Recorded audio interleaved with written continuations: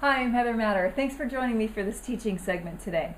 I want to tell you about how important it is that you live your life mission, that you live your specific calling that you are called and created to do and to bring forth. Every person, when they were born, they have unique gifts inside of them. They have unique talents, and they are in us in embryo form. And as we grow and as we grow up, it is our calling, it is our privilege to learn what these are, these seeds inside of us, and to bring them forth to fruition into the world. So what is it you are called to do? What are your gifts? What are your natural passions and desires? Is it to sing, to paint, to teach people massage therapy, to be a coach? Is it to bake bread? What is it? Every single person has a contribution to make to the world. I want you to envision it like this. Like our whole world, there's 6 billion people roughly on the planet right now. Every single person has their own piece, their own puzzle piece, a unique contribution that they are here to give, that they are here to fill. You have one inside of you, and it is not for you to look around at anyone else and see what they're doing and how good they are. Just answer the question, what is my contribution? What is my calling? I love in the scriptures in the Bible when Jesus came and he told the parable of the talents, and he talked to certain people and he said, these different people had different talents, and one had some, and another had another set, and a third had another set, and they each had their own, and the numbers were different. They were completely unique, completely specific to that person. Well, the first ones, you know what they did with their talents? They buried them. And they had their own reasons, and we're not going to go into that, but if you look at it, the underlying reason why they did was they were afraid.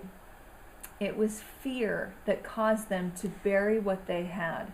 And that thing that you have is not meant to be buried in the ground. It's not meant to have died in high school when you decided to stop singing. It's not meant when you died in college and said, I can't really pursue this. I'm going to focus on a family, so I'm not going to keep painting.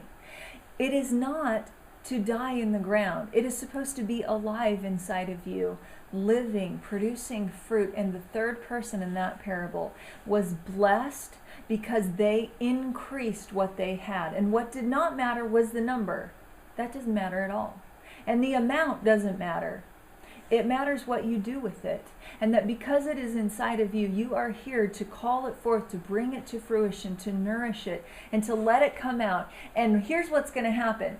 I've been coaching people long enough to know, and I've walked this path myself. As soon as you begin to express it and share it, immediately your blocks are going to come. Immediately your insecurity is going to come and say, hello, here I am, again and again and again. Your fear is going to come up.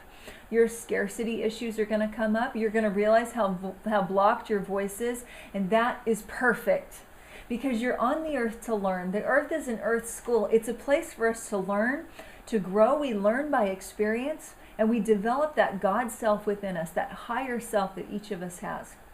And so as you move forward and as your blocks come to meet you, say hello and congratulate yourself because you are on a path of change.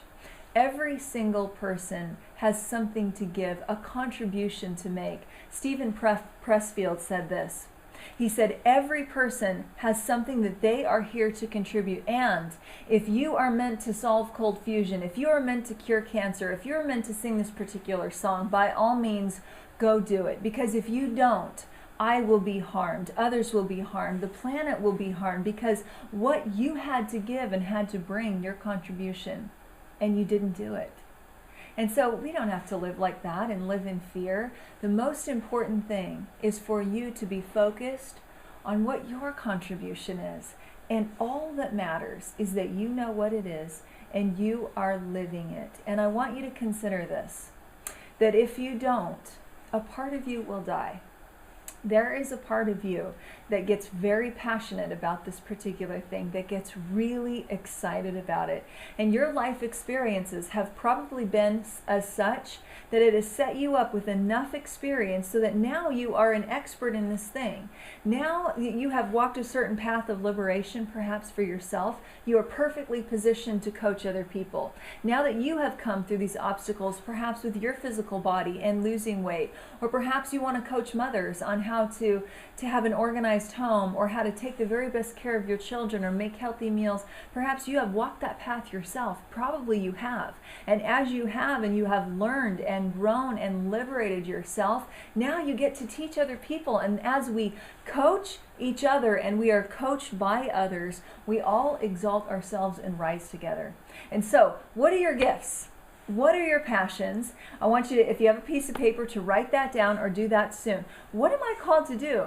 Now notice there are certain things that when you do it, you will have the most energy, the most excitement. There's a part of you that will literally feel it. And I remember when I first started looking on the internet or thinking about different things that I was going to do, I would literally have to get up and walk around because I was so excited. My body could not handle the rush of energy, and I'm already a passionate person, an excited person, but it could not handle the rush of energy that was flowing through me. That rush of excitement was my signal that I was right on, and every time I did that, it had to do with speaking, doing radio shows, sharing messages with my voice. That's my passion. And here's what's really interesting. If I can be totally authentic and raw with you, there are times when I still feel knee-deep in insecurity. I was coaching with one of my coaches this past week, and I was in tears because so many people I work with are so good at what they do.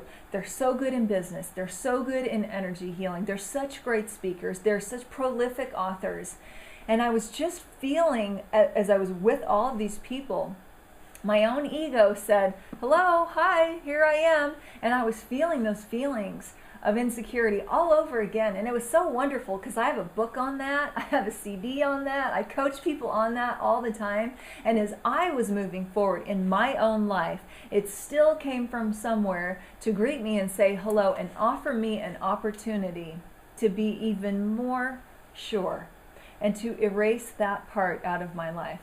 And so we discussed it and we talked about it. And here's the conclusion that I came to. And I said this to myself: all that matters is that I know that God believes in me and that He validates me.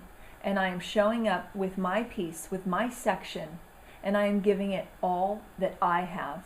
And that's all that matters. And as I did that and felt that now and lived that, it is true liberation. It is such joy for me to share what I love and to do it with flaws. There's flaws all over our videos. We send out newsletters sometimes. There's typos in them. I speak to people and I say the wrong thing or say the right thing and then the wrong thing again. And it's not about being perfect. It's about knowing and just going for it. And so often people get so caught up in how they look and how everything is presented, and what all that really truly matters is that you get in touch with the gifts and you start doing it. Put some skin in the game, get on the pavement, and just get going. And as you do, you will grow and grow and grow. And the most beautiful, meaningful thing is to see when other people's lives start to change because you showed up for the game. So I encourage you to live your mission, to find out what it is, and to seek it and live it powerfully. Thanks so much. Have a beautiful day.